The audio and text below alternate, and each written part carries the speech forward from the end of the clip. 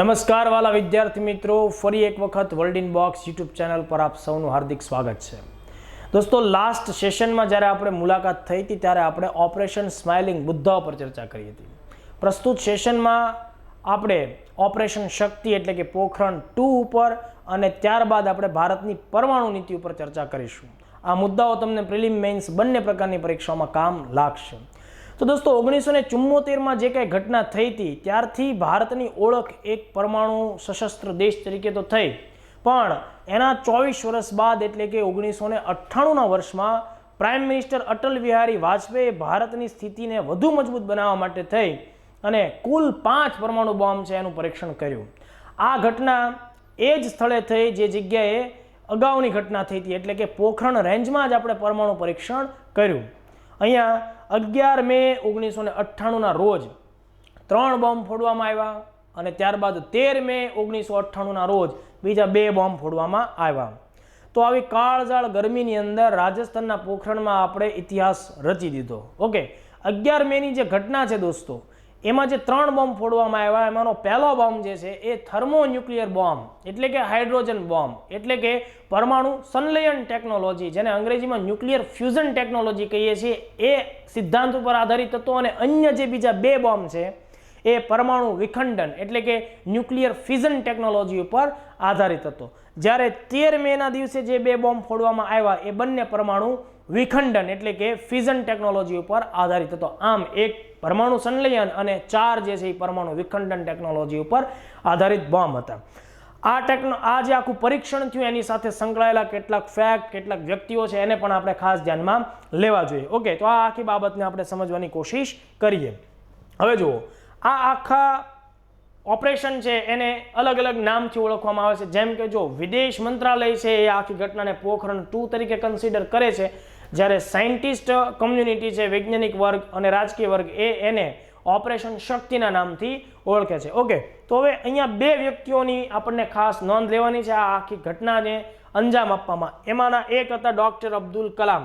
એ સમયે ભારતના વૈજ્ઞાનિક પ્રમુખ વૈજ્ઞાનિક સલાહકાર હતા અને સાથોસાથ DRDOના એ વડા પણ હતા. ઓકે, અને સાથે છે ડૉક્ટર આર ચિદમ્બરમ કે જે એ સમયે ડિપાર્ટમેન્ટ ઓફ એટોમિક એનર્જીના સંચાલક એટલે કે એના ડિરેક્ટર હતા. આ 2 પ્રમુખ વ્યક્તિઓએ ખાસ ભૂમિકા નિભાવી હતી. બીજું, 11 મેના દિવસે એટલે કે પહેલો દિવસ જે ઓપરેશન શક્તિનો, એમાં જે 3 બોમ્બ ફોડવામાં આવ્યા એ ત્રણેય ભૂગર્ભના પરીક્ષણો જ હતા, બરાબર. તો એમાંનો જે થર્મોન્યુક્લિયર ડિવાઇસ હતો એટલે કે હાઇડ્રોજન બોમ્બ અથવા તો જે સંલયન ટેકનોલોજી ઉપર આધારિત છે એને 200 મીટરથી પણ વધુ ઊંડાઈ ઉપર બંકર બનાવવામાં આવ્યું હતું અને એને નામ આપવામાં આવ્યું હતું વ્હાઇટ હાઉસ. તો આ વ્હાઇટ હાઉસ શબ્દ ઓપરેશન શક્તિ સાથે બંકર સ્વરૂપે જોડાયેલો છે.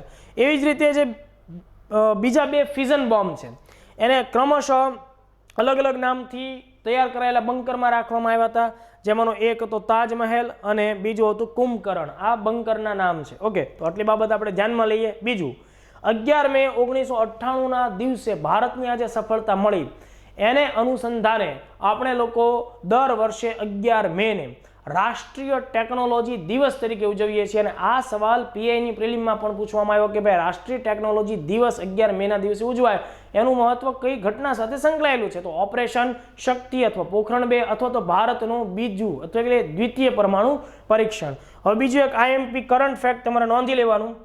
11 મે 2020 એટલે આ વર્ષે જે ટેકનોલોજી દિવસ ઉજવવામાં આવ્યો એની થીમ હતી rebooting the economy through science and technology. મતલબ કે અર્થવ્યવસ્થાને વિજ્ઞાન અને ટેકનોલોજીની મદદથી શું કરવી? મજબૂત સ્થિતિમાં લાવવી, વેગવંતી બનાવવી. ઓકે, આ એ ઐતિહાસિક તસવીર છે. પ્રાઇમ મિનિસ્ટર વાજપેયી સાહેબ, અહીંયા ડૉક્ટર કલામ સાહેબ છે અને આ છે આર ચિદમ્બરમ. ઓકે, બીજું, આ આખી ઘટનાને ધ્યાનમાં રાખીને ઘણા સવાલ પણ પૂછવામાં આવેલા છે. જેમ કે ઓપરેશન શક્તિ ન્યુક્લિયર વેપન પ્રોગ્રામ વખતે ભારતના પ્રધાનમંત્રી કોણ હતા? જો તમને યાદ હોય તો લાસ્ટ સેશનમાં પણ આ જ ટાઈપનો એક સવાલ આપણી પરીક્ષામાં પૂછવામાં આવ્યો હતો કે ભાઈ સ્માઇલિંગ મુદ્દા વખતે પ્રાઇમ મિનિસ્ટર કોણ હતા? તો અહીંયા અટલ બિહારી વાજપેયી એનો સાચો જવાબ બને છે. બીજું, આ આખી જે ઘટના થઈ દોસ્તો એ એવી રીતે કરવામાં આવી કે એની રહસ્યતા, એની ગોપનીયતા જળવાયેલી રહે, જેથી કરીને અન્ય દેશોની નજરમાં આ પ્રોગ્રામ ન આવે.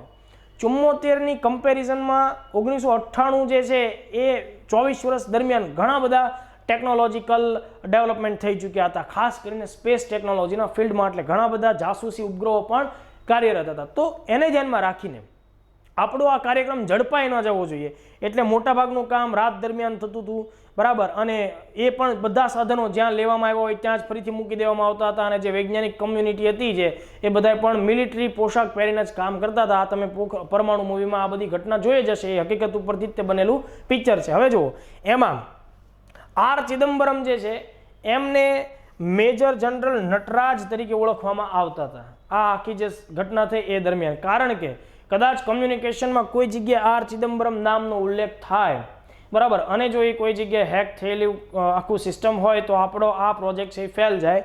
એટલા માટે નટરાજ તરીકે એમને ઓળખવામાં આવતા હતા. અને ડૉક્ટર કલામને એ સમયે મેજર જનરલ પૃથ્વીરાજના નામથી ઓળખવામાં આવતા હતા. તો નટરાજ અને પૃથ્વીરાજ આ બંને કોના કોના નામ છે એ પણ તમારે માહિતી માટે ધ્યાનમાં રાખવાનું. ઓકે, બીજું, ભારતે જ્યારે આ આખી કામગીરી કરી ત્યારે એના લીધે વિશ્વભરની અંદર હોબાળો મચ્યો. કારણ કે ઓલરેડી 1996ના વર્ષમાં CTBT છે એ સાઇન કરવાનો સમય હતો અને ભારતે રિફ્યુઝ કર્યું હતું.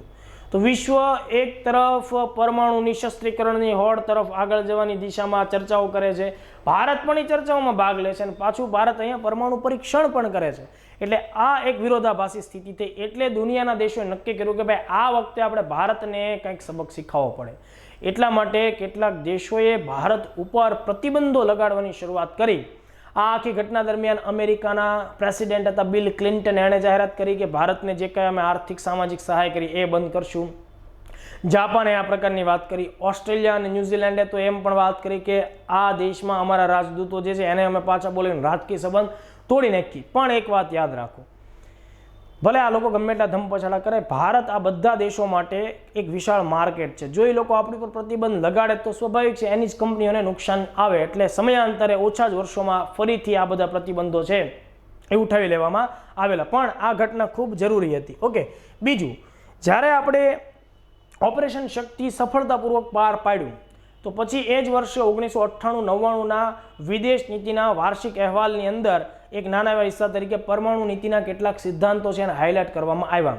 અને એ સાથે જ ભારતની ન્યુક્લિયર પોલિસી, ભારતની પરમાણુ નીતિ એ ચર્ચામાં આવવા લાગી. અને ભારતની પરમાણુ નીતિ જે છે દોસ્તો એને ફાઇનલ ટચ 2003માં મળ્યો. મતલબ 2003થી એ વસ્તુ અમલમાં છે. તો હવે અત્યારે આપણો જે સિલેબસ છે એનો એક હિસ્સો પણ છે ભારતની પરમાણુ નીતિ, જે વેપનના અનુસંધાને છે, ન્યુક્લિયર વેપનના સંદર્ભે. તો આપણે એને પણ ખાસ ધ્યાનમાં એના કેટલાક મુદ્દાઓને લઈએ તો ડીવાયએસઓ મેઇન્સ જેવી એક્ઝામમાં તમને ભારતીય પરમાણુ નીતિના કેટલાક સિદ્ધાંતો ચર્ચામાં લ્યો અથવા એના પર નોંધ લખવા જેવો સવાલ આવે તો આપણે એને ધ્યાનમાં લઈ શકીએ. જો ભારતે એ સમયે જાહેર કર્યું કે ભાઈ અમે કોઈ પરમાણુ શસ્ત્રીકરણની હોડમાં સામેલ થવા નથી માંગતા, પણ અમે આ જે કંઈ કામ કર્યું છે એનો મૂળ ઉદ્દેશ એ છે કે ભાઈ અમે મિનિમમ ડિટરન્સ પેદા કરી શકીએ. મિનિમમ ડિટરન્સનો મતલબ એવો થાય કે ભાઈ અમારી આસપાસના વિસ્તારના દેશો પાસે ન્યુક્લિયર વેપન છે, એની સાથે અમારા તણાવભર્યા સંબંધો છે, અથવા તો એ ન્યુક્લિયર વેપનની ધાક ધમકી ડરથી અમારી પાસે કેટલાક એવા કાર્યો પણ કરાવે, અમારી જમીન પણ હડપી લે, અમને ટૂંકમાં બ્લેકમેલ પણ કરી શકે. એટલા માટે અમે એનો જવાબ ન્યુક્લિયરથી આપી શકીએ. એટલે અમારો આ એક પ્રતિકાર કરવાના ઉદ્દેશથી આ આખો પ્રોગ્રામ હતો. તો આપણે એવી વાત કરી. ન્યૂનતમ નિવારક હદ, મિનિમમ ડિટરન્સનો મતલબ જ એવો થાય દોસ્તો, તમારા દુશ્મન તરફથી જ્યારે તમને એટેક કરવામાં આવે તો તમે એનો સામનો એવી રીતે કરી શકો જેથી કરીને તમને નુકસાની ન થાય. એનો મતલબ સીધે સાદો એવો થાય કે જો ચીન પાસે 10 ન્યુક્લિયર બોમ્બ છે અને એની કેપેસિટી સારી એવી છે તો આપણી પાસે એના જેટલી મિનિમમ કેપેસિટી તો હોવી જ જોઈએ. એને કહેવાય મિનિમમ ડિટરન્સ. એનો મતલબ એમ થાય કે જો ચીન 2 બોમ્બ વધારે બનાવે તો ભારતે ફરજિયાત 2 બોમ્બ બનાવી જ નાખવાના. આ એનો મિનિંગ થાય. ઓકે, બીજું કે ભારતે આ જે આખી ઓપરેશન શક્તિ પાર પાડીને પરમાણુ નીતિ આપી એમાં ખાસ ઉલ્લેખ્યું કે ભાઈ અમે કોઈને પરમાણુ હથિયાર નહીં આપીએ અન્ય કોઈ દેશને, અથવા તો પરમાણુ હથિયાર કેમ બનાવાય આવું જ્ઞાન પણ અમે આપશું નહીં. બહુ સારી વાત છે. ભારત જો આ બાબતે બહુ ક્લિયર છે, ક્યારેય કોઈને સાયન્ટિફિક નોલેજ તો બહુ ઓછા દેશોને આપે, એ આફ્રિકા જેવા દેશોને કે જ્યાં ખાસ જરૂર છે. બાકી આપણી આસપાસમાં તો પાડોશીઓને તો બિલકુલ નહીં, બરાબર. તો પરમાણુ હથિયારો કે હથિયારો બનાવવાની ટેકનોલોજીનું હસ્તાંતરણ નહીં કરીએ. ઇનડાયરેક્ટલી ભારતે વચનબદ્ધ બન્યું આ નીતિના માધ્યમથી કે ભાઈ અમે ભલે ન્યુક્લિયર નોન પ્રોલિફરેશન ટ્રીટી નથી સ્વીકારી, પણ અમે એના સિદ્ધાંતોને અમારી પરમાણુ નીતિના અંતર્ગત સામેલ કરીએ છીએ, બરાબર. બીજું ખાસ તમારે ધ્યાનમાં રાખવાની એ બાબત આ છે કે ભારત યુદ્ધની સ્થિતિમાં પરમાણુ હથિયારોનો પ્રથમ પ્રયોગ નહીં કરે. મતલબ ભારતની આ જે પોલિસી છે ને એ આ રીતની છે, નો ફર્સ્ટ યુઝ પોલિસી. આપણે પહેલો પ્રયોગ નહીં કરીએ. મતલબ જો સામેવાળા દેશ પાસે પરમાણુ હથિયાર નથી તો આપણે એની પર પરમાણુ હથિયારનો ઉપયોગ નહીં કરીએ યુદ્ધની સ્થિતિમાં. માનો કે સામેવાળા દેશ સાથે લડાઈ થઈને એની પાસે પરમાણુ બોમ્બ છે તો પણ પહેલો વાર પરમાણુનો આપણે નહીં કરીએ. જો સામેવાળા દેશ તરફથી આપણા ઉપર ન્યુક્લિયર એટેક કરવામાં આવે તો આપણે ન્યુક્લિયરનો એટેક કરશું. આ આપણી છે પ્રથમ પ્રયોગ નહીં કરવાની નીતિ. હવે જો ક્યારેક કેટલાક આપણા રાજકીય નેતાઓ અને અધિકારીઓ કે જવાબદાર વ્યક્તિઓ ઘણીવાર ચર્ચામાં એવું કહી દેતા હોય કે ભારત NFU પોલિસીમાં સુધારો કરશે. ઓકે, દિવંગત અરુણ જેટલીએ પણ એકવાર એમ કીધેલું કે ભાઈ ભારત પોતાની પ્રથમ પરમાણુ પ્રયોગ નહીં કરવાની નીતિ જે છે, બરાબર, એનો ત્યાગ કરી શકે. તો આવું એટલા માટે કે પાકિસ્તાન અને ચીન સાથે આપણા જ્યારે તણાવપૂર્ણ સંબંધો આગળ વધતા હોય તો આપણે આ પ્રકારનું ઉચ્ચારણ કરીએ. એટલા માટે NFU પોલિસી પણ ચર્ચામાં આવે કે શું ભાઈ એમાં સુધારો કરવો જોઈએ કે એની અંદર આપણે એવો ફેરફાર કરવો જોઈએ કે જેની પાસે ન્યુક્લિયર વેપન છે એની સાથે આ પોલિસી લાગુ નહીં થાય, એની પર આપણે પહેલો એટેક આપણે કરી શકીએ. કેમ ભાઈ આપણે એની રાહ જોઈએ કે એ પહેલાં પરમાણુનો એટેક કરે પછી આપણે કરીએ? એટલે અત્યારની સ્થિતિ એવી છે કે આપણે NFU પોલિસીને પાલન કરીએ છીએ. બીજી એક ખાસ વાત, માનો કે ભારતની અંદર પરમાણુ બોમ્બથી એટેક ભારત ઉપર નથી થતો, અન્ય કોઈ કોન્વેન્શનલ એટેક થાય છે, પણ જો એમાં કોઈ કેમિકલ બોમ્બ હોય, બાયોલોજિકલ વેપનનો ઉપયોગ થાય ભારતના કોઈ વિસ્તારમાં કે ભારતના સૈનિકો ઉપર કે વિદેશોમાં તે કોઈ જગ્યાએ ભારતની કોઈ ટીમ કાર્યરત છે, નાગરિકો છે, અને એને હાનિ પહોંચાડવા માટે તમે કેમિકલ વેપન કે બાયોલોજિકલ વેપનનો ઉપયોગ કરશો તો એનો બદલો લેવા માટે ભારત પાછું પરમાણુ બોમ્બનો ઉપયોગ કરી શકે. એટલે આ મુદ્દો આપણી પરમાણુ નીતિનો હિસ્સો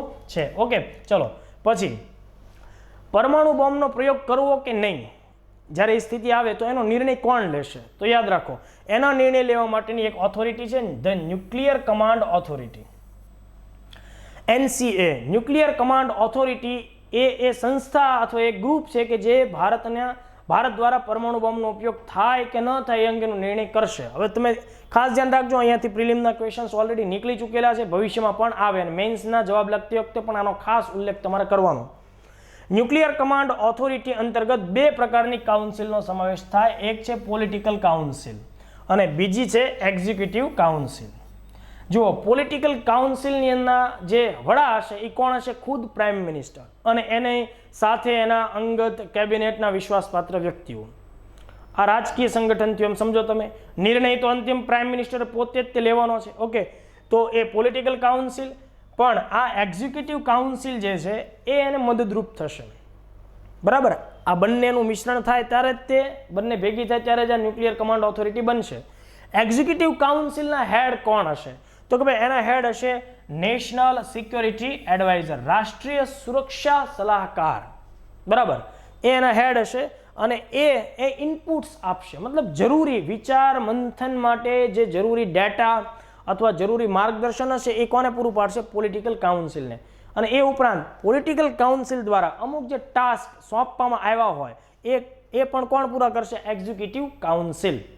ઓકે, હવે જો દાખલા તરીકે ન્યુક્લિયર કમાન્ડ ઓથોરિટી જે કોઈ પ્રકારના નિર્ણય ઉપર આવે છે તો એ નિર્ણયને લાગુ કોણ કરશે? ખાસ ધ્યાન રાખજો, ન્યુક્લિયર કમાન્ડ ઓથોરિટીનો જે કોઈ પ્રકારની સૂચના કે નિર્ણય કે આદેશ છે એનું પાલન કરવાનું કામ છે એ કરશે સ્ટ્રેટેજિક ફોર્સ કમાન્ડ, બરાબર.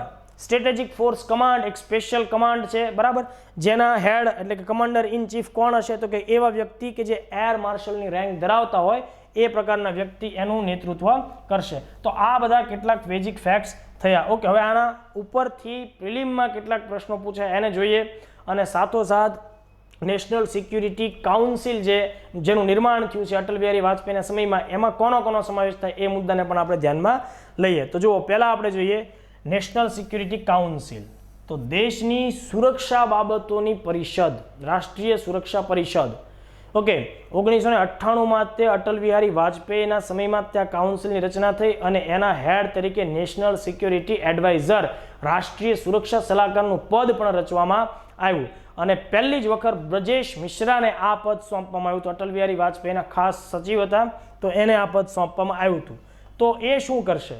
દેશની તમામ ખુફિયા એજન્સીઓ છે ને એની પાસેથી ઇનપુટ્સ મેળવશે અને એનો એક ક્રક્સ કાઢશે, એનો સાર કાઢશે, અને એ કોને આપશે? પોલિટિકલ જે ટોપ લીડર્સ છે એને, ખાસ કરીને પીએમઓને, અને એને ધ્યાનમાં રાખીને ચોક્કસ પ્રકારના નિર્ણયો કેમ કરવા એ અંગેના ઇનપુટ્સ પૂરા પાડશે. તો આટલા મુદ્દાઓને આપણે ખાસ આમાં ધ્યાનમાં રાખવાનું.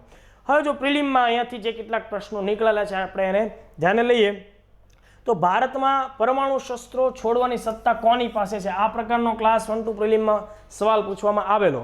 જવાબ છે ભારતના વડાપ્રધાન અથવા તો એમના દ્વારા નિયુક્ત અનુગામી. બરાબર, એટલે કે પ્રાઇમ મિનિસ્ટર પાસે આ સત્તા છે. તમારે ખાસ ધ્યાનમાં રાખવાનું છે, આ સત્તા રાષ્ટ્રપતિ પાસે નથી.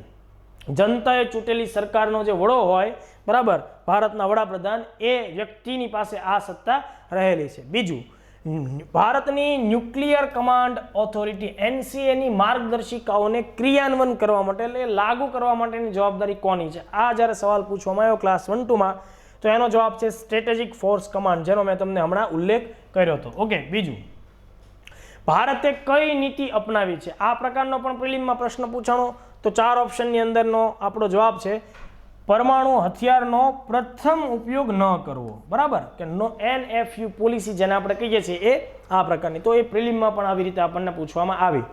ત્યારબાદ જુઓ, જે રાષ્ટ્રીય સુરક્ષા પરિષદની આપણે વાત કરી, નેશનલ સિક્યુરિટી કાઉન્સિલ, એમાં કોનો સમાવેશ થાય ખાસ સમજો. એના હેડ એટલે એના ચેરપર્સન કોણ હોય? રાષ્ટ્રીય સુરક્ષા સલાહકાર, NSA, નેશનલ સિક્યુરિટી એડવાઇઝર. એની સાથે એના જેટલા પણ ડેપ્યુટીઝ હોય, નાયબ, એ બધામાં જોડાય. નાયબ રાષ્ટ્રીય સુરક્ષા સલાહકાર, બરાબર, ઉપરાંત રક્ષામંત્રી, વિદેશ મંત્રી, ગૃહમંત્રી, અને નીતિ આયોગના ઉપાધ્યક્ષ. નીતિ આયોગના અધ્યક્ષ એટલે કે પ્રાઇમ મિનિસ્ટર એ આમાં હોતા નથી. નેશનલ સિક્યુરિટી કાઉન્સિલમાં પ્રાઇમ મિનિસ્ટર નથી હોતા. આ મુદ્દો તમારે ખાસ નોંધવાનો છે. અને આટલા જે પદેન અધિકારીઓ છે એ એમાં સામેલ હોય, એ આપણે ખાસ ધ્યાનમાં રાખવાનું. ઓકે, બીજું, અત્યાર સુધીમાં નેશનલ સિક્યુરિટી એડવાઇઝરનું પદ છે એ કયા કયા વ્યક્તિએ સંભાળેલું છે એનું પણ એક પ્રિલિમ ઓરિએન્ટેડ ફેક્ટ્સ તમારે ધ્યાનમાં રાખવાનું. પ્રથમ વ્યક્તિ હતા શ્રી બ્રજેશ મિશ્રા, IFS ઓફિસર હતા અને 1998 થી 2004 સુધી એમણે આ પદ સંભાળ્યું, રાષ્ટ્રીય સુરક્ષા સલાહકારનું. JN દીક્ષિત, ઇન્ડિયન ફોરેન સર્વિસના અધિકારી, 2004 થી 5 સુધીનો સમયગાળો એણે સંભાળ્યો. MK Narayan, IPS, first IPS કે જે આ પોસ્ટ ઉપર આવ્યા હતા, MK નારાયણ, 2005 થી 2011 સુધી એમણે આ પદ સંભાળ્યું. શિવશંકર મેનને 2011 થી 2014 સુધી આ પદ સંભાળ્યું. અને વર્તમાનમાં શ્રી અજીત ડોવાલ 5મા ક્રમાંકના નેશનલ સિક્યુરિટી એડવાઇઝર છે. આ પોસ્ટ છે દોસ્તો, કેબિનેટ મિનિસ્ટર લેવલનો એનો પદ હોય છે, એનો હોદ્દો હોય છે, એની સત્તા હોય છે. ઓકે, અને એમની સાથે અન્ય 4 ડેપ્યુટી નેશનલ સિક્યુરિટી એડવાઇઝર્સ પણ કામ કરે છે. એમના નામ છે આપણે યાદ રાખવાની જરૂર નથી. અત્યારે આપણને અજીત ડોવાલનું નામ યાદ રહે છે, એ પ્રિલિમ માટે ઘણું બધું કાફી છે.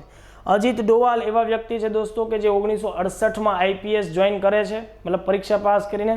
કેરળ કેડરના IPS ઓફિસર છે અને એમણે રાષ્ટ્રની સુરક્ષા માટે ઘણા ખતરનાક મિશન્સ પણ પાર પાડ્યા. પોતે પાકિસ્તાનની અંદર પણ ઘણા બધા વર્ષો રહ્યા. ઓકે, મ્યાનમાર બોર્ડરના વિસ્તારમાં જે કંઈ તણાવ પરિસ્થિતિ હતી એમાં પણ એમણે પોતે મહત્વપૂર્ણ ભૂમિકા નિભાવી. જમ્મુ કાશ્મીરના પ્રશ્નને સોલ્વ કરવામાં પણ એમણે ઇનપુટ સારા એવા આપ્યા. બરાબર, શીખ રમખાણો થયા એ પહેલાં ઓપરેશન બ્લુ સ્ટાર વખતે પણ એમણે બહુ સારી એવી ભૂમિકા નિભાવી અને એમને કીર્તિચક્ર પણ એનાયત થયેલો છે. તો આટલા મુદ્દાઓની દોસ્તો આપણે ચર્ચા કરી. નેક્સ્ટ સેશનમાં આપણે એવા નવા જ મુદ્દાઓ સાથે ફરીથી ચર્ચા માટે મળશું.